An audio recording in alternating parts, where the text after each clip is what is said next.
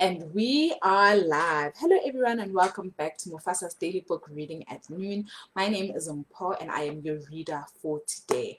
We are still reading from Stephen R. Covey's The Eighth Habit, and today we're going to be reading from chapter 14. And chapter 14's title is The Eighth Habit and the Sweet Spot.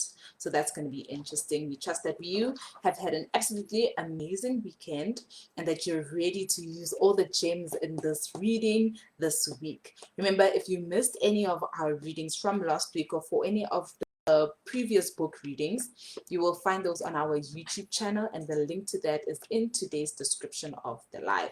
You will also find our email for any coaching inquiries in today's description of the live. So 10 minutes is set. Hello, if you're watching this right now. Hello, watching this right now. Good to see you. And remember, leave your comments. And also, if you're watching this in the replay, hello. Right, so 10 minutes is set. The eighth habit and the sweet spot.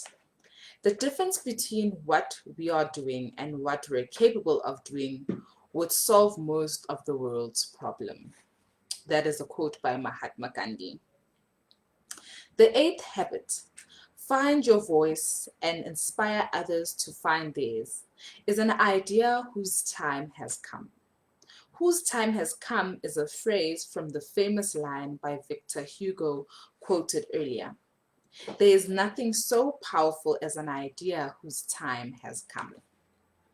The reason why the eighth habit is such an idea is that it embodies an understanding of the whole person, an understanding that possesses the key to crack open the limitless potential of the knowledge worker economy, as is represented at the lower road of figure 14.1.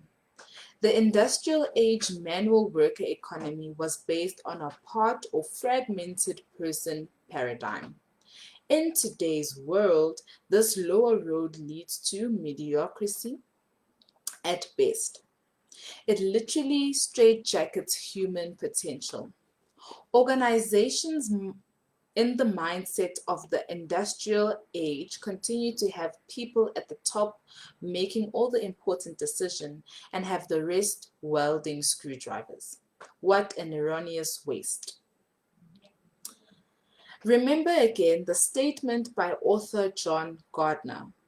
Most ailing organizations have developed a functional blindness to their own defects.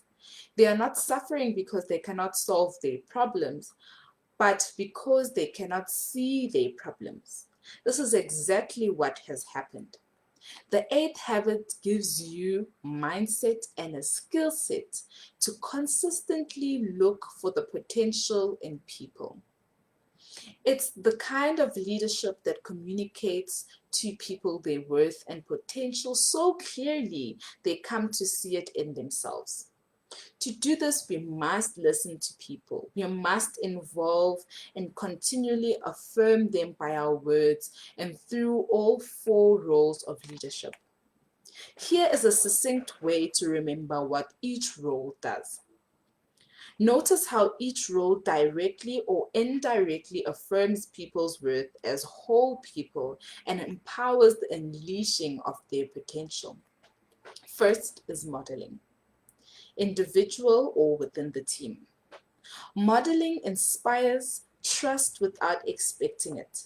When people live by the principles embodied in the eighth habit, trust, the glue of life, flourishes. Trust comes only through trustworthiness. In short, modeling produces personal moral authority. The second is pathfinding.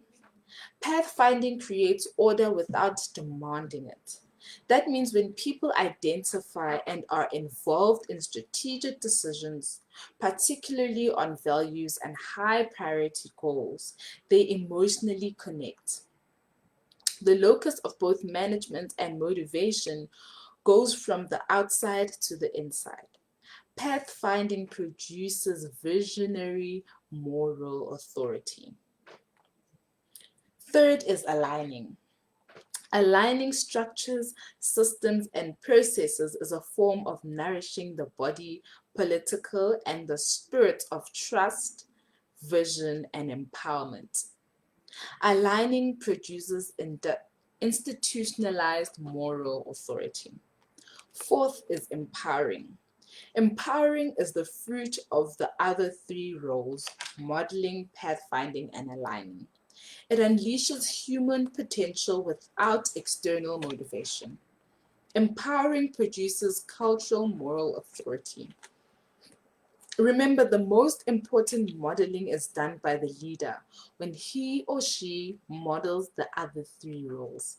In other words, pathfinding is modeling, the courage to determine a course, and the humility and mutual respect to involve others in deciding what matters most.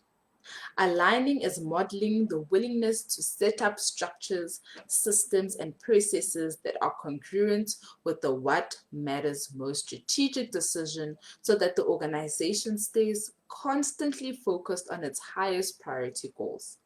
Empowering is modeling a bone depth belief in people's capacity to choose and in the four parts of their nature through a co-missioning process. Focus and execution. I suggest that all that we have covered can be essentially summarized in two words: focus and execution. In these two words, we truly find simplicity on the far side of complexity.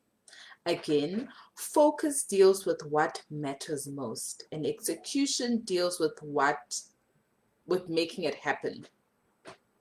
The cutting-edge bestseller business book by Ram Charan and Larry Bossidy called Execution, The Discipline of Getting Things Done, has been influential in my thinking behind these two words.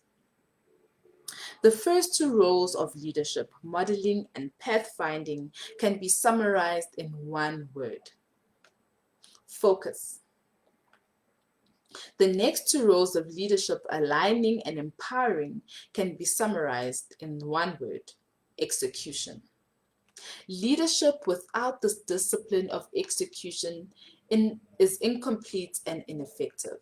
Without the ability to execute, all other attributes of leadership becomes hollow.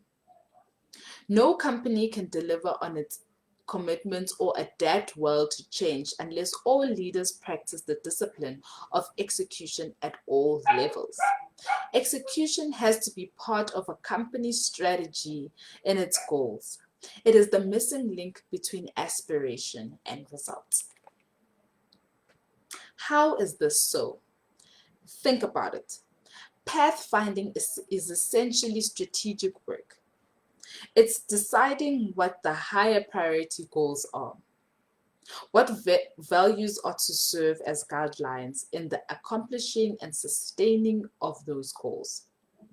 But this requires both a clear understanding and a commitment in the culture towards these goals. Such commitments is based upon trust, trustworthiness, and synergy, the essence of modeling.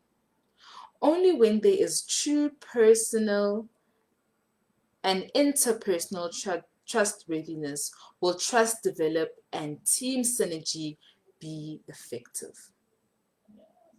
Mutual understanding and creative cooperation, which are habits 4, 5, and 6, in producing a clear, committed set of high priority goals. This personal or interpersonal trustworthiness is turned based on people living true to their values and goals. In other words, personal focus and execution. So back to that. This is habit 3. Put things first. The expression first things first is another way of describing focus and execution. The next two roles of leadership, aligning and empowering, represent the execution. This means creating structures, systems, and processes, also known as aligning, that intentionally enable individuals and teams to translate the organization's larger line of sight, strategic goals, or critical priorities into their actual day-to-day work and team goals. In short, people are empowered to get the job done. Focus and execution are inseparably connected. In other words, until you have people on the same page, they will not execute consistently. If you use the industrial age command and control transaction model to get focus, you won't be able to use the knowledge worker age empowering transformation model to get execution. Simply because without involvement and or identification, you will not get emotional commitment to the focus. Execution will simply not take place. Likewise, if you are a knowledge worker or involvement or empowerment approach to achieve a common focus, but then an industrial age command and control approach for execution, you won't be able to maintain the focus because people will perceive the lack of sincerity and integrity. On the other hand, if you use knowledge age model on both focus modeling and pathfinding and execution on aligning and empowering, you will produce integrity and trustworthiness in the organizational culture. The organization will not only find its voice, but it will also use its voice to superbly serve its purpose and its stakeholders. And that concludes our reading for today. So today our main focus, well, main reading was about focus and execution. And a theme that I found here most prominent is that when it comes to getting people's focus, you have to have emotional buy-in. So we trust that you will find gems in this book that you will use throughout the rest of the week, and also go back to all our previous readings for all the other gems as well. Enjoy the rest of today. I will see you on Wednesday. Thank you.